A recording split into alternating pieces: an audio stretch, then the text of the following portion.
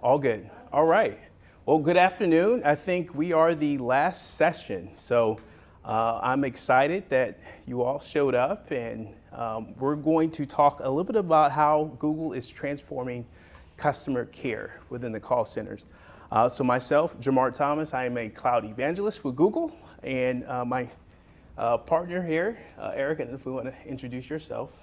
I'm Eric Hansen, Director of Solutions Delivery at eWorld. So working with Google to put the solution together.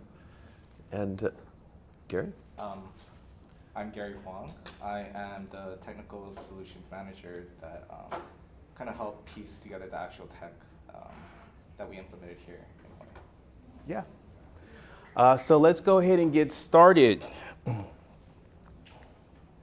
right, so my colleague, Daniel, hopefully you guys were able to attend his AI session. He briefly teed up today's conversation on Google CCAI. All right, that's our contact center AI solution. We'll do an overview, a mild deep dive just because of the limited time, and we'll cover 4 of the main pillars of the solution. Okay, we'll talk about what exactly is CCAI. Then we'll talk about the first pillar, which is the virtual agent, implemented through our product called Dialogflow CX. We'll talk about CCAI Insights. We'll talk about Agent Assist.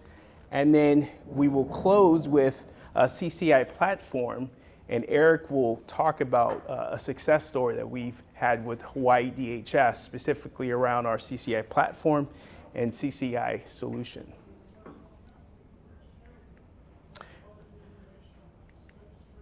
All right, so let's start with a quick demo of the solution. Hello, I'm the virtual agent for the Internal Revenue Service. I can answer frequently asked questions. I can also provide you services like checking the status of your refund, requesting a tax filing extension, and providing additional information about any notices you received. How can I help you? I received a notice in the mail.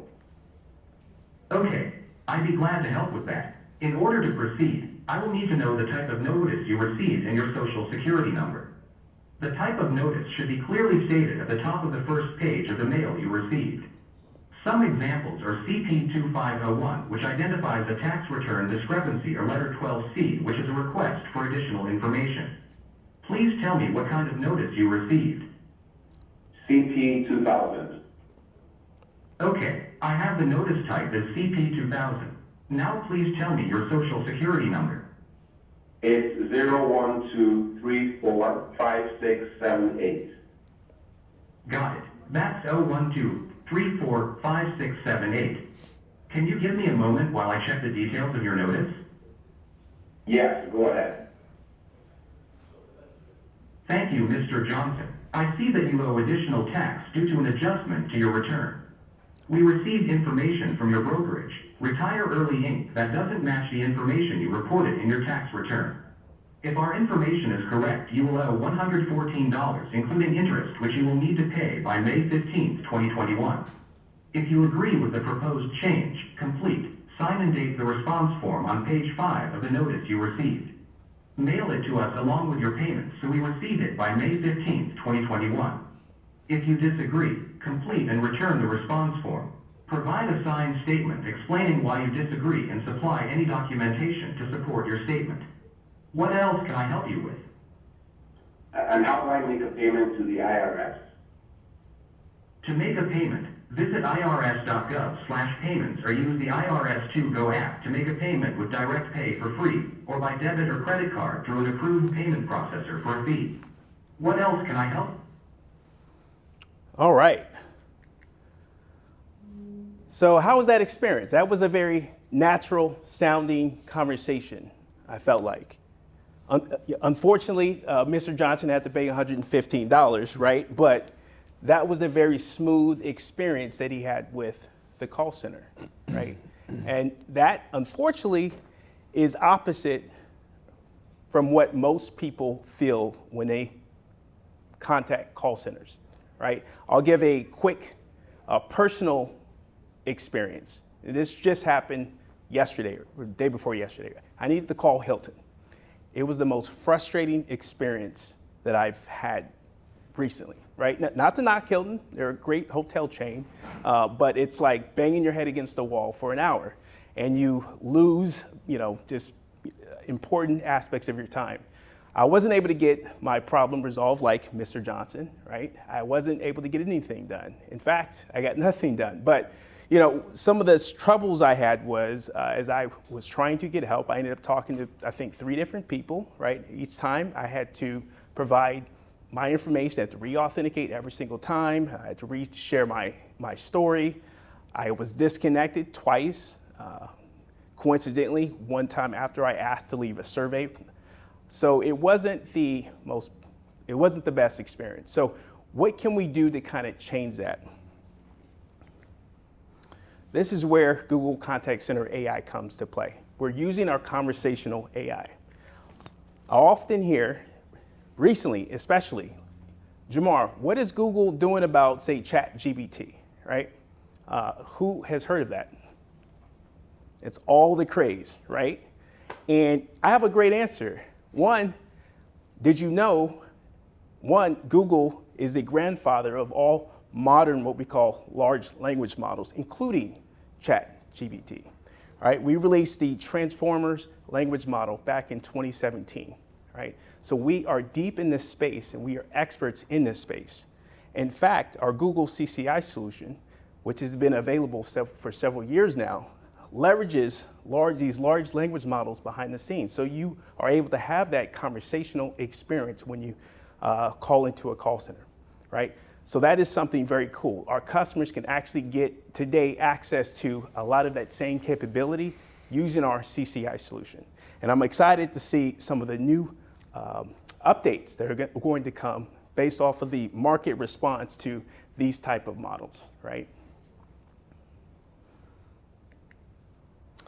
All right, so what is the solution? Well, one, let's start off with the virtual agent with Dialogflow, right? This allows 24/7 conversational customer experience, all right? This is the natural language understanding that will detect and understand what you're calling about and be able to resolve those standard issues, all right? The second is Agent Assist. So while the first is designed to help out our constituents when they call into the call center, right? The second is really around helping the agents, right? How can we help and make them more effective and efficient? The third is insights. Where would Google be without data, all right? And then the last is the platform. So we have 2 different approaches that we can address a full call center platform. A lot of our customers have, is anybody in the call center space? Yeah, raise your hands. What are we using for your call center platform today? UCCX. Okay, there you go. Cisco. Any others? No, I guess we're testing out one of your competitors. Okay, all right. AWS Connect. So the good thing is that outside of AWS Connect, right, we have integrations with every single leading call center platform. So if you're on Cisco, if you're on Avaya, if you're on Genesys, right, you are able to leverage our CCI solution to be able to deliver the same transformative experience in the call center, right? Now, that's one approach. We also have a full end-to-end solution, call center solution, similar to AWS Connect, assuming that that's what you're using or looking into, where we can provide the full call center platform. This is something that we introduced towards the end of last year, and I'm excited to announce that Hawaii DHS has recently went live with that, all right? So let's kind of jump into the virtual agent with Dialogflow CX. So this is a kind of a flow of how the solution works, right? So you're going to start off, now it's a multimodal solution, meaning that you can use this across voice, obviously through the call center, but also text messaging or web chat. It doesn't matter the channel, right? That information will be basically synthesized into text, all right?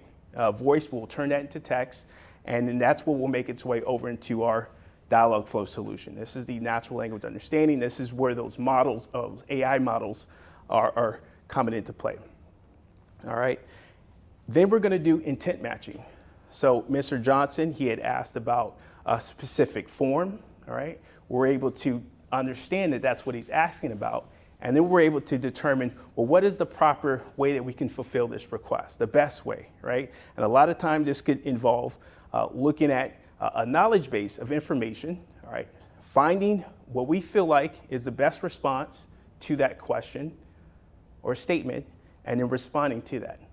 Other times, right, it's going to be more dynamic in nature, in which point, for example, Mr. Johnson provided his social security number. So there would be a lookup in a downstream system to go find some of that personalized information. And we do that using a fulfillment and a webhook request, okay? And a webhook is essentially a web service that we're using. So if you have a lot of our customers have existing APIs, we're able to tap into those APIs to really provide these self-service capabilities. We also have a solution called Apigee that makes the API process easy, right? There's oftentimes certain concerns that you have to consider, right, when you're using APIs in a call center transaction, right? You need things to be fast, right? You don't want to have delay in that conversation. So we have things such as Apigee, which is our API management tool, or API management platform to facilitate those requests. And once we have the response, then we send that response to the customer. And I'll talk a little bit about how we do that shortly, but what we do, we use a technology that we have called text-to-speech, where we will generate the speech and audio that's played back to the user. So it's what you heard during the demo, that was all generated voices outside of Mr. Johnson, okay? So this is not recorded voices. All right, so now that we understand kind of what the virtual agent is, what does that look like? Well, you see in this graphic here, this is how you would design a particular conversation. All right, we have a visual builder approach where you can design your conversation flows. All right, you can also handle, right, different ways folks will interact with that conversation. Now this is important because the traditional IVR systems, a lot of times you have to adhere to a fixed static tree, right? You're forced down a certain path, right? Whereas with our solution, your callers, your users choose their own path, right? So for example, I may want to call to schedule a bulky item pickup, right? Just moved to a home, have a bunch of furniture and stuff that I don't need anymore. I want to have the city come and pick it up, right? So I'm using CCI for that. But I also, while I'm doing that, may say, hey, you know what? It's President's Day. Does that affect my trash pickup day? All right. And then I can also say, oh, by the way, I need to schedule, or I would like to notify the city that there's a pothole right in front of my driveway, and I would like them to go and resolve that, right? So that is a way where I can, again, doesn't matter what the issue is, but I have flows designed for each one of those categories, and you can kind of jump in and jump out of that, right? That is how we are transforming, one of the ways we're transforming that experience.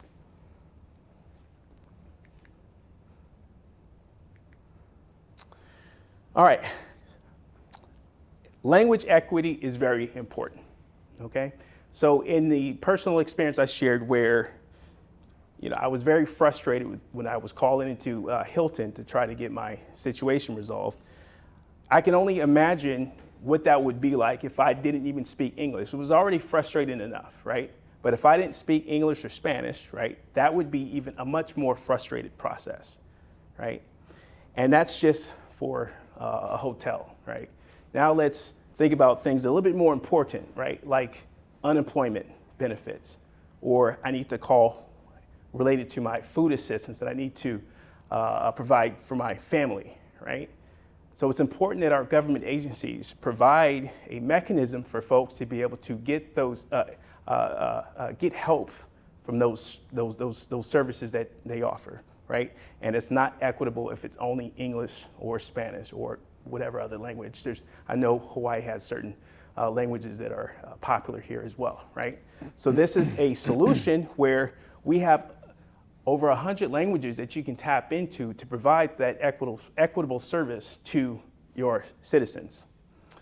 I talked about speech to text and text to speech. Now let's take a look at that and what that means. So I mentioned that when we receive let's go back. Right, when we receive that request, we use our speech to text to turn that speech to text, and then our models work off of that text. Once we fulfilled the request, we know what the response should be. We turn it into voice dynamically, all on the fly. And these voices are also generated by AI. So we have done a lot of research in this area to the point to where we have voices that sound very natural. And here's an example.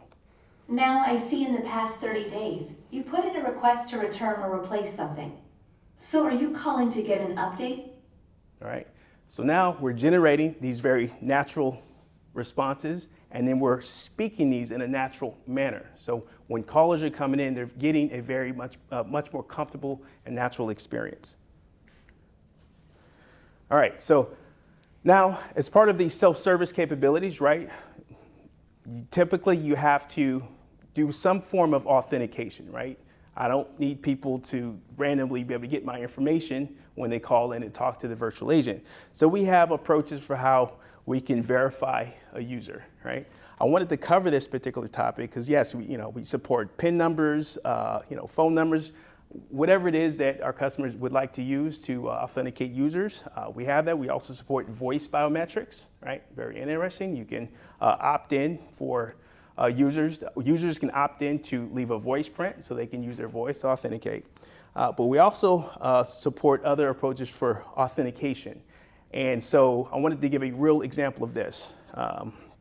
Hawaii Department of Labor, are you guys here?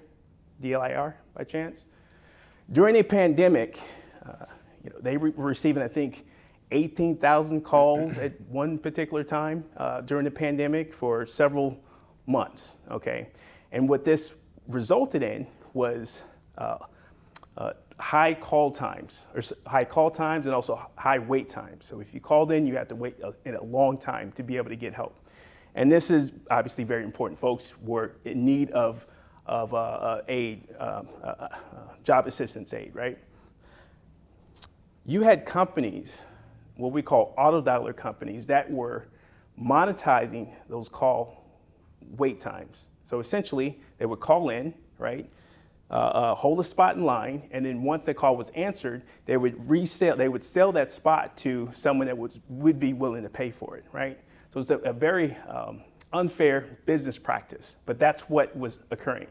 And what that resulted in was even longer wait times, as folks would never be able to get the help that they needed, right? So Hawaii DLIR ended up rolling out our CCI solution, where we presented a challenge question, and that essentially thwarted the bot that they were using to do that, right? That decreased the call wait times by over 3x, okay? So that's significant value that we added for Hawaii DLIR. Then folks were able to get the assistance that they needed, right? That's a pretty cool thing. Some of you guys are familiar with reCAPTCHA. You see that on a lot of web pages, right? So we call a solution like this voice capture or vocaptcha. All right, CCI Insights. So again, where would Google be without data, right? So in addition, we're able to provide insights across all of these different roles within the organization. For example, call center managers. They would be concerned about how are agents performing with respect to other pools of agents, right? Hawaii DHS, they have different processing centers, for example, right? And trying to understand how can our processing centers serve our constituents as effectively as possible, right? And so if maybe there's some centers that could be a little better, but at least you have that visibility, right? And maybe it has something to do with the technology or something, right? So that allows the call center managers to start trying to figure out and work on those improvements. Or you have things within the call center operations where you're trying to identify new call drivers or trends that should be addressed. So the good thing is we have a solution for that. So instead of having someone pour through transcripts of conversations, call recordings, right? Let's use AI for that. We're able to surface up what people are asking about. Oftentimes there's a disconnect between what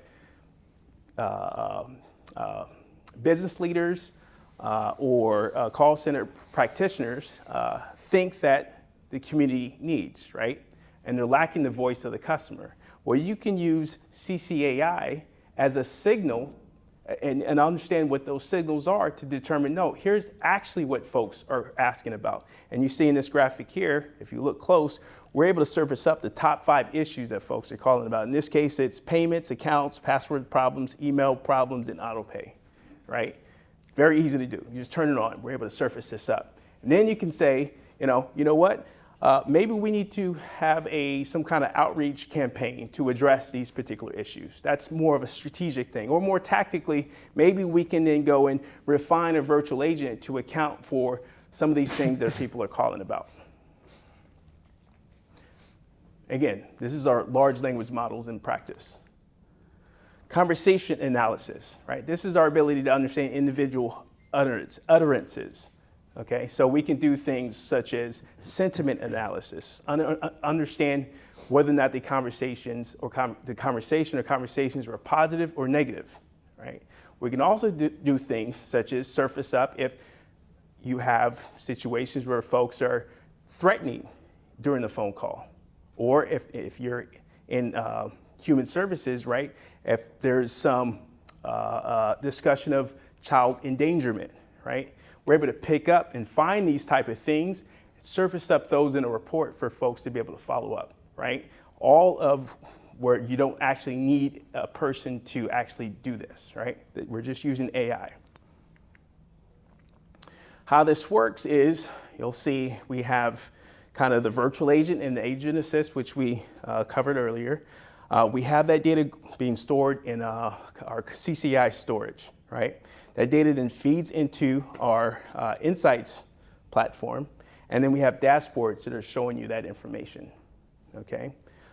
In addition, again, this is something that eWorld can share some of what they're doing in this space. We can also allow for customers to use or create custom reports in this space. So you see, we can export those data sets into our serverless data warehouse platform called BigQuery, and surface up custom dashboards using Looker, which is one of our BI tools. Agent Assist. All right, so I'll cover this shortly, then I'm going to hand it over to my colleague.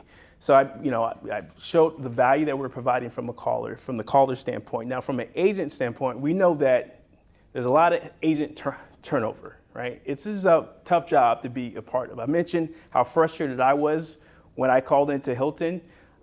Imagine them taking, those calls, 100 calls like that every day. That's a tough job, right? So how can we kind of make this a little bit easier for them?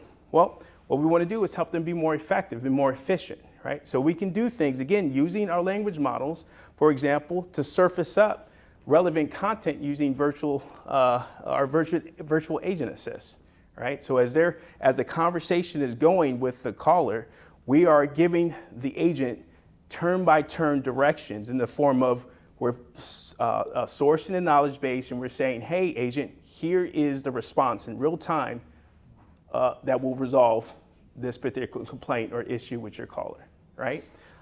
We can also generate responses, especially if you're in a live chat mechanism, right? We can generate those responses based off of what the what Agent Assist hears the caller talking about, right? Here's the most common response for this type of issue, and they can just click send. And again, now we're bringing down the call times.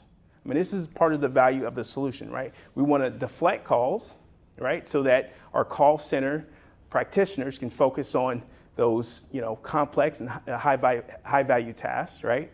But we can also help out the agent, right? So that they can turn around those calls much faster and take on new calls. Here's an example of this in practice. Help you with. I want to talk to a representative. Okay, please hold while I transfer you to a representative. Hello, Mr. Johnson. It looks like you have a couple of questions. How can I help you?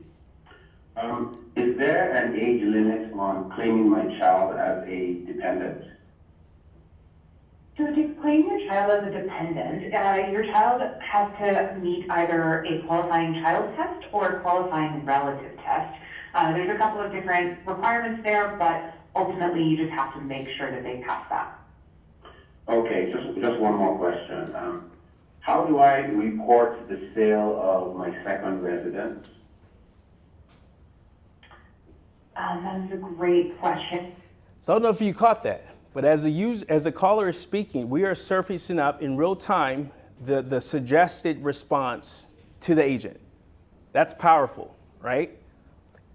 Without this, typically what you would see are agents having to put the caller on hold to go dig up that information. Sometimes they have manuals and stuff they have to look up, or they have to go talk to a supervisor or peer, right? This can get the caller the assistance they need much faster, and then they can jump to the next call. Help you with. All right, so I'm gonna go ahead and hand this over to my partner in crime, Eric, and he's gonna talk a little bit about CCI platform and what we've done with Hawaii DHS. Thanks, Jamar. Aloha.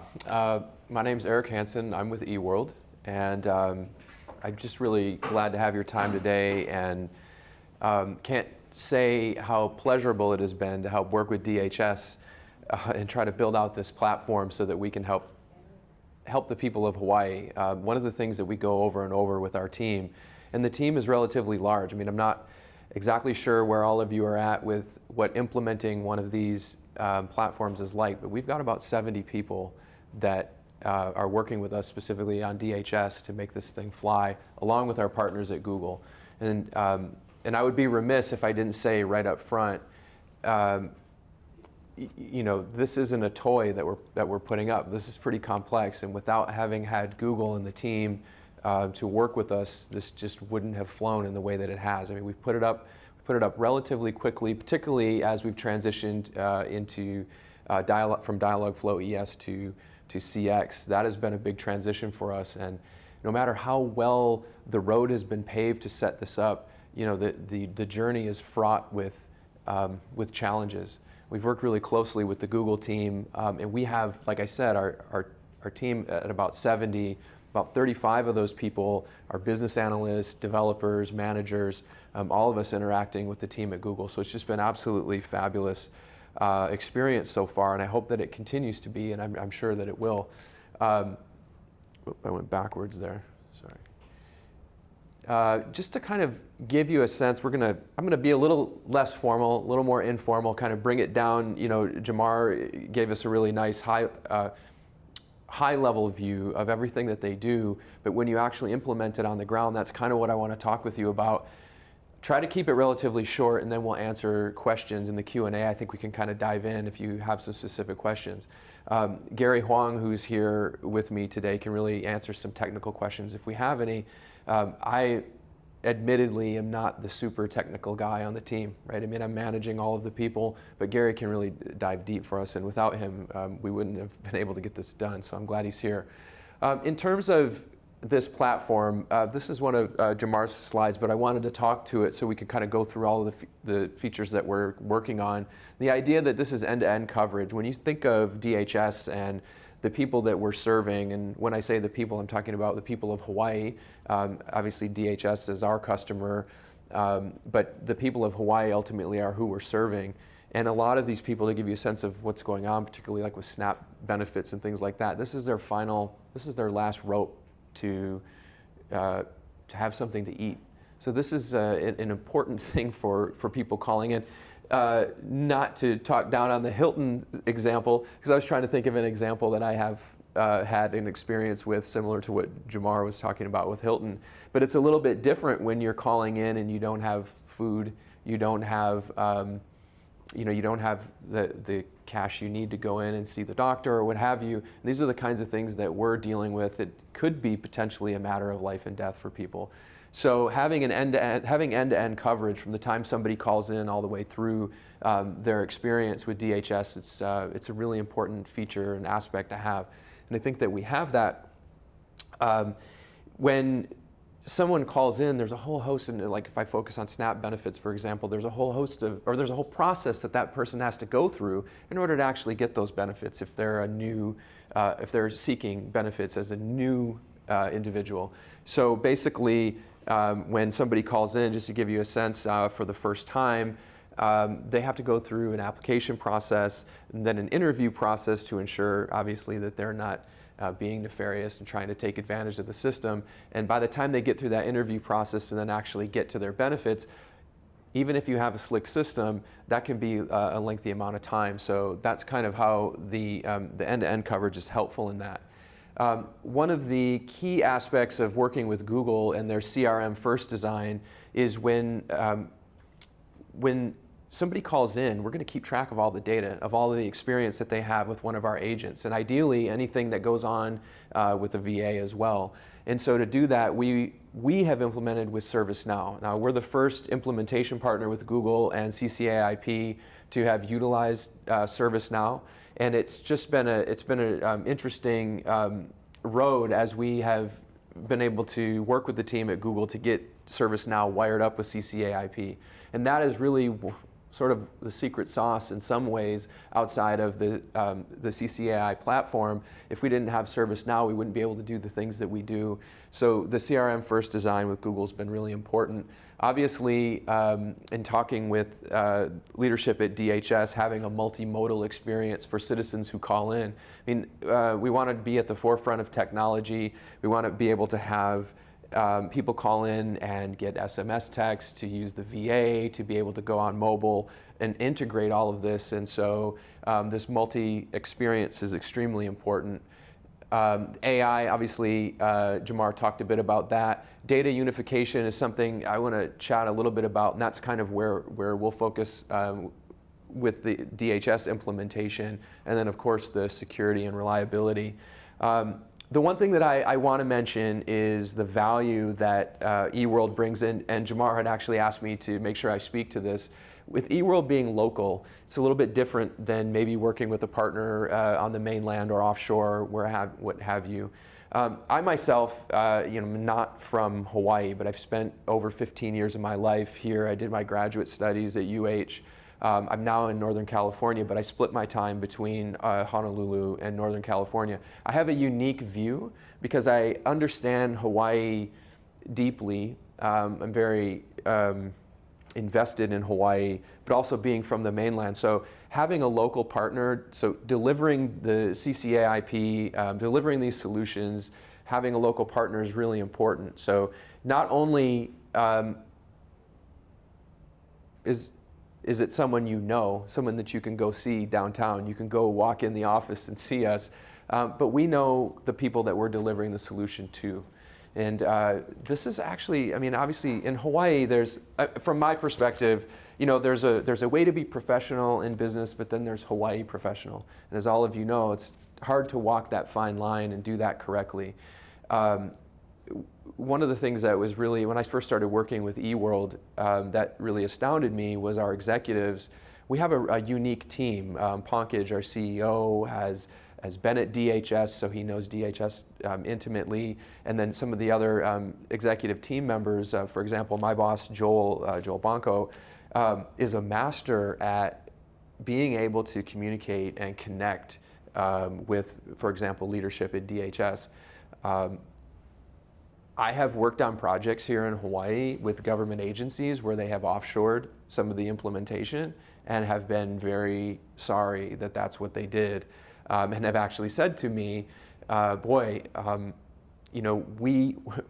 want to have a local partner because we want to actually, I don't know if they actually said this, but this was the image in my mind, is they want to be able to go down to the office and grab us by the shirt collar if things aren't going right. And I think that that's something that we provide. So that's one of the values that's there.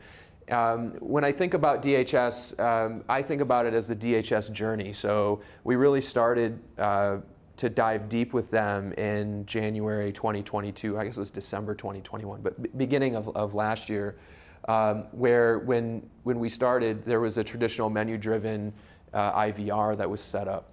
And what we did is transition from that traditional menu-driven IVR to a full total solution, which I'll kind of talk about that in a second. But that total solution includes adding agents. So we actually have eWorld agents that assist DHS agents. We added the Cloud Call platform, the Dialogflow ES. What am I missing here? Oh, and then the CRM. Those are the sort of kind of components of our solution that has been part of the journey, going from this very static menu-driven IVR into what Jamara has been talking about with this conversational AI core. The way we talked about it was sort of a how may I help you paradigm. You know, as DHS continues to transition with an improved solution, we talked about it internally as going from this traditional IVR to this how may I help you paradigm where someone can call in and have a conversation.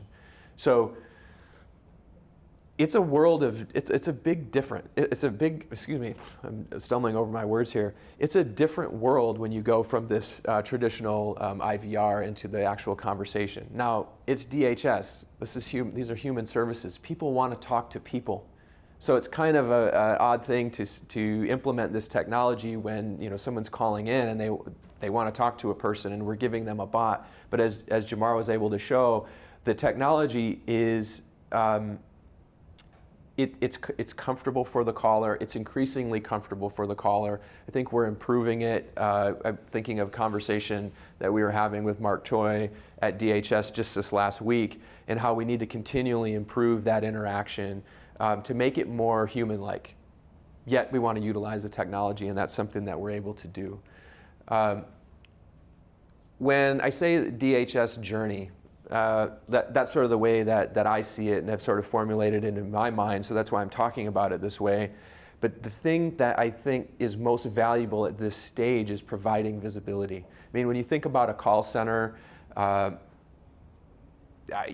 guess I was trying to think of how might I want to talk to you folks about this.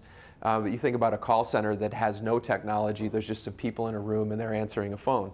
Someone calls in, they start asking questions. If you had an agent answering the phone and they had no technology, they might have a notepad next to them and they're just taking down notes. You can imagine how difficult it would be to serve quite a few people or a lot of citizens with a system like that. But then if you wanted to scale, how could you scale without the technology? And as we go through this journey, I think the first step is obviously getting it all wired up. And getting everything set up as an implementation partner. That's what we do.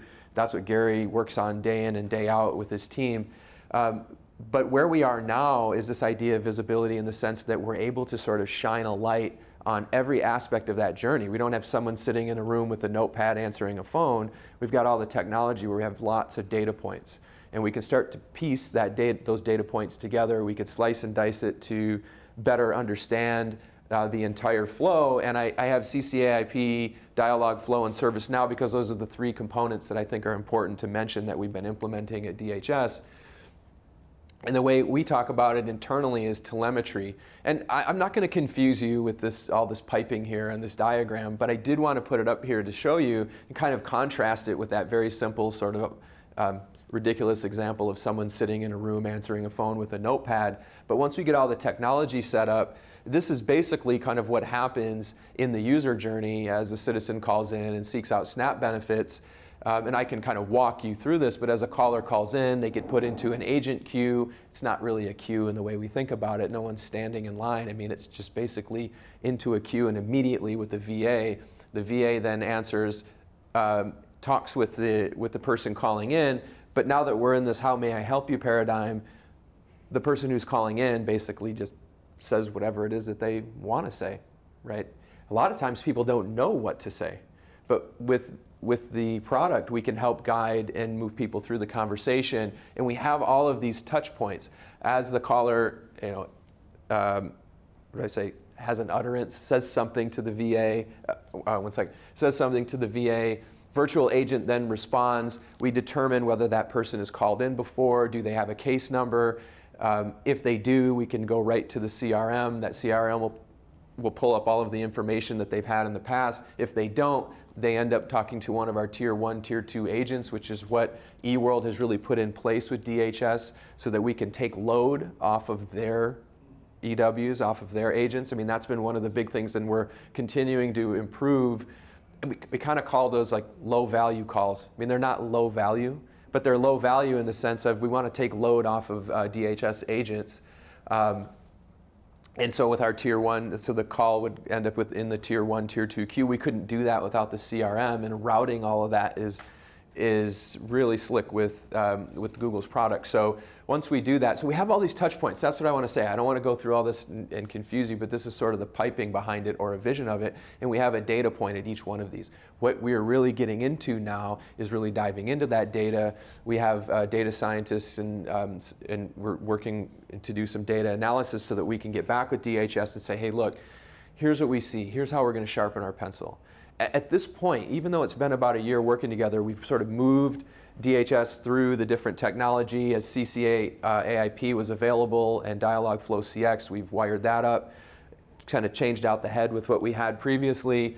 And ultimately, what we're going to be able to do now is really dive in, and it's going to go very quickly, I think, as we do data analysis and improve the VA, improve that conversation, make that conversation with the person who calls in easier, faster, more valuable. We're going to be able to take more load off of DHS agents and that sort of thing. So I guess I'm not sure where I'm at with time, but we have.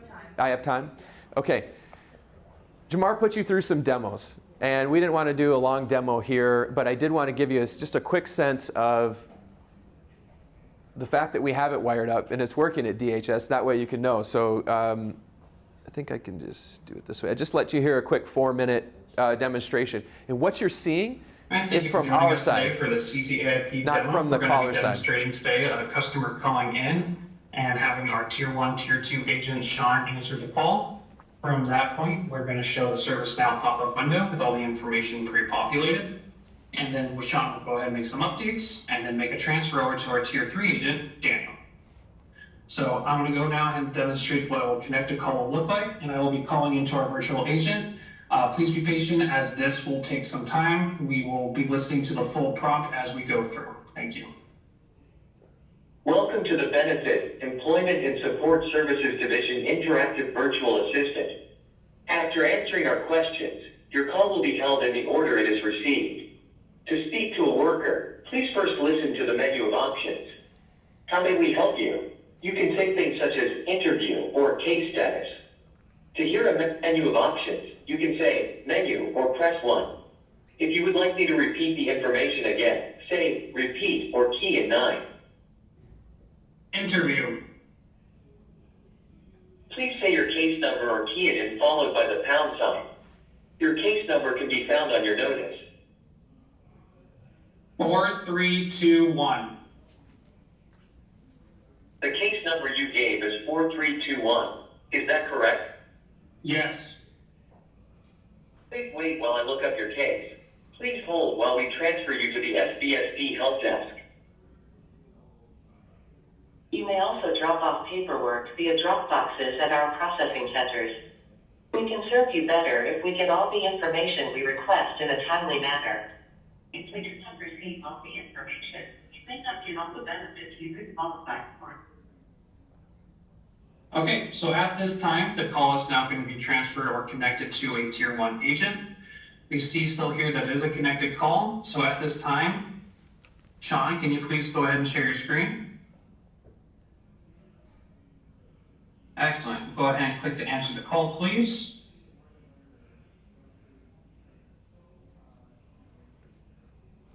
Okay, so as we can see here, the call has connected and our ServiceNow ticket is automatically opening up, and it'll have all the information related to this person's phone number.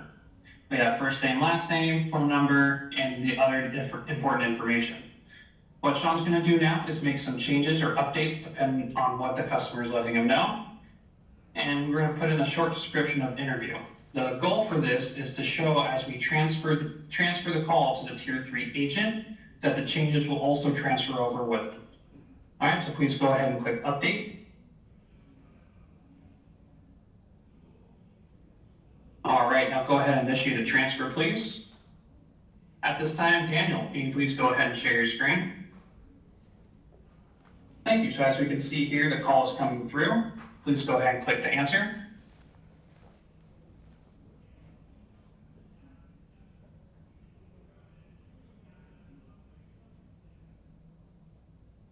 Okay, and now if you can please show the incident number that has opened up. And we can see here all the information Sean has updated before transferring has now also been shown here for Daniel. You can have all the updated information. So at this time, Sean, if you can please go ahead and drop from the call. Good to go. Thank you. All right, Daniel, if you can kind of scroll through and go ahead and resolve the ticket, please.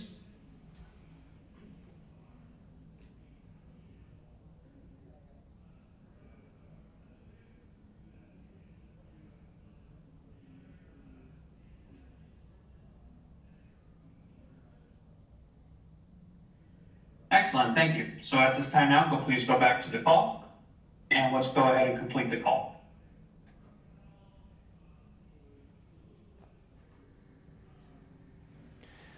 Okay, so somewhat of a truncated view of what a call flow would look like, but you can see that the call comes in, goes to the Tier 1 agent, or we're collecting information on their case number, goes to the Tier 1 agent. Tier 1 agent has information available to them. We're using the soft phone as opposed to a hard phone. We do integrate with hard phones as needed, but for the agents, they all have soft phones. Goes from Tier 1, okay, it needs to get escalated, ends up to Tier 3 as we transfer the call to the Tier 3 agent, which for us, Tier 1, Tier 2 are eWorld agents, and then Tier 3 are DHS agents. When it gets escalated to Tier 3, then obviously all that information is there and available, everything is recorded. It's really a seamless experience. And so looking at all of the data now, I think, is where the key aspect of this comes in. As I said, the real benefit and where we're at right now is providing and beginning to provide, we have a long way to go, but really provide the visibility on this entire call flow for DHS. And thank you for jumping. There we go. And I guess what I was thinking here is just to talk a little bit about how we make sense of the telemetry. And I'm not going to dive into a bunch of the data, right, that we have with DHS. It's an enormous amount. I mean, I think that our team is surprised at actually how much data we have. But just to give you a sense here, what we're able to do is marry the call data with the CRM data. So we're not just utilizing Google's insights. So we are doing what Jamar had suggested. We're using their insights and we're creating dashboards with Looker and understanding what's going on with regard to CCAIP, but we're also able to look at our data through the CRM and ServiceNow.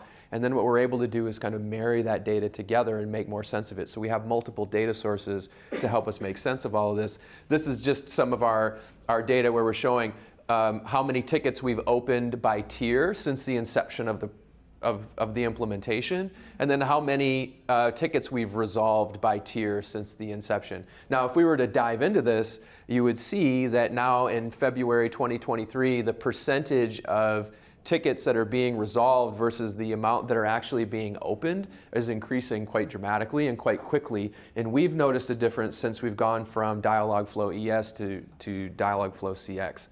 And we can see spikes when you can see how there's a large spike here in July of 2022.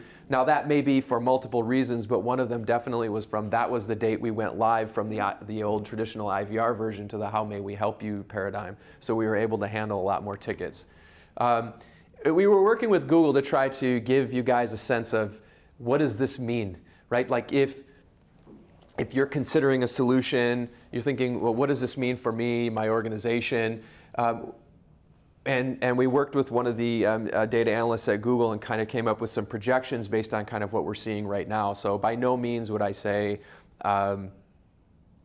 I don't want you to take this in the wrong way, to go talk to Mark over at DHS or something and tell you, hey, we didn't save that money. But what we're able to do is take the numbers and project. And some of these dials that we use and the projections are different. But time saved, if we use recent data, is 30,000 hours. And I think that this is pretty conservative, looking at what we've done and where we're going. So you can imagine saving 30,000 hours if it's like $24 an hour for the agent, what have you. I mean, whatever whatever numbers you want to put in there, it's a cost savings of like $750,000. This is just with like one small tweak. As we slice and dice the data, we can see what the value actually is here. As we've made some small tweaks to the technology, we see changes in call flow and changes in the number of incidents we're able to resolve and that sort of thing. And I think we haven't even touched the tip of the iceberg. I mean, again, this is a journey. It's getting it all wired up first. Secondly, it's really getting a sense of the visibility and shining a light, kind of like taking a flashlight and shining it on each one of those data points that you saw in that piping, that diagram that I showed you, really bringing that to life and then making sense of what that telemetry does. So what we do at eWorld, I think it's important. This is my plug for us, and then maybe we could do Q&A. But the reality of what we've done is a total solution. We have a call platform. We have the virtual agent. We've got the CRM. There are applications that we're able to integrate with APIs into the system, and then we've added agents. I think we've added about, of the total number of DHS agents, I think we appended about 10% of that number as eWorld agents. So we've added about 10% onto what they had. And boy, has that really brought the workload down, I think, or at least changed the workflow and the workload for the DHS agents. So it's still early. We've had a lot of success, which is why I think we wanted to talk about DHS specifically. But I think, like I said, not only has it been an absolute pleasure so far to work with DHS, to feel good about the work that we're doing, and to work with Google, but I think we have a bright future with what we have. I think there's a lot we can do. And yeah, I think that's all I'll say, and then we can open it up to Q&A. Is that Sure. sound okay?